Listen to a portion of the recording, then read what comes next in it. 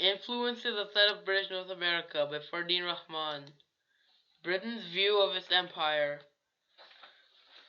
During the time of Canadian Confederation, Britain saw its colonies in North America as a burden on itself due to the fact that it was costing them lots of money for them to keep for reasons such as protecting it from attempted invasions and wars. Also, the colonies in Britain had to be able to sell to each other to keep the economy well. And a simple way to do this was to bring the colonies together. This would allow them to trade more efficiently. Soon the colonies wanted to part from England and become a self-governed country. When this was asked of, Britain allowed to split from it and become a self-governed. Corn Laws of 1804. In 1804, Britain had established a corn law, which is where they put a tax on imported grains. This is due to the Napoleonic Wars. When the Napoleonic Wars came, it was almost impossible to bring in grain products from parts of Europe outside of Britain.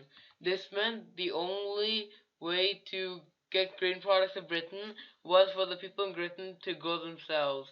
However, soon the wars ended and the price of grain products went down since the farmers in Britain weren't the only ones growing wheat.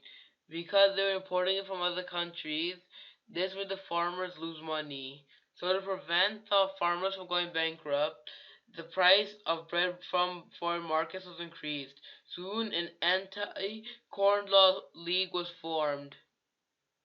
Their leader, Richard Cobden, came into a position of political power and gave Cotton speeches on the banishment of the Corn Laws. Soon the Corn Laws were removed in January 1846. Reciprocity Treaty. The Treaty of Reciprocity is a treaty that states that fishermen from America were able to use the fishing areas in the Atlantic North American British colonies, and the British fishermen in North America are allowed to fish in the U.S. coastal waters. Also states that the British North American colonies and America had a free trade policy. The treaty was signed by Lord Elgin and William Marcy on June 6, 1854. Lord Elgin was the Governor General of the British North American colonies, and William Marcy was the U.S. Secretary of State. The treaty was not used after March 17, 1866. Since it was not being used, it helped with the Canadian Confederation, since the Union of Canada would allow the British colonies in North America to trade with one another easier without the U.S. The Fenians. The Fenians were a group of people who wanted Ireland to part from England for good.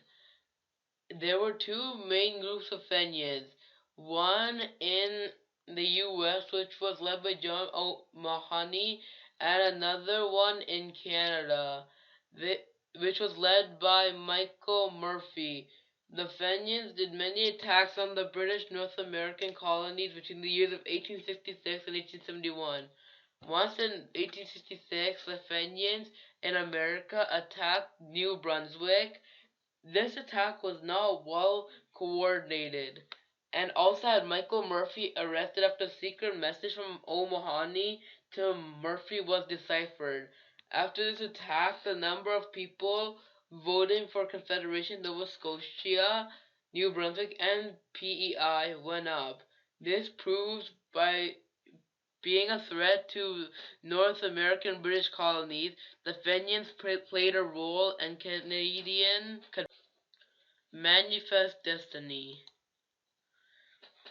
The Manifest Destiny is a movement that was formed around the 1800s, in which the American settlers shared the traditions with the people native to the areas they overtake.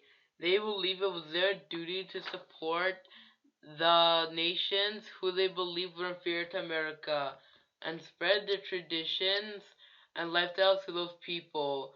Soon they wanted to expand into the British North American colonies.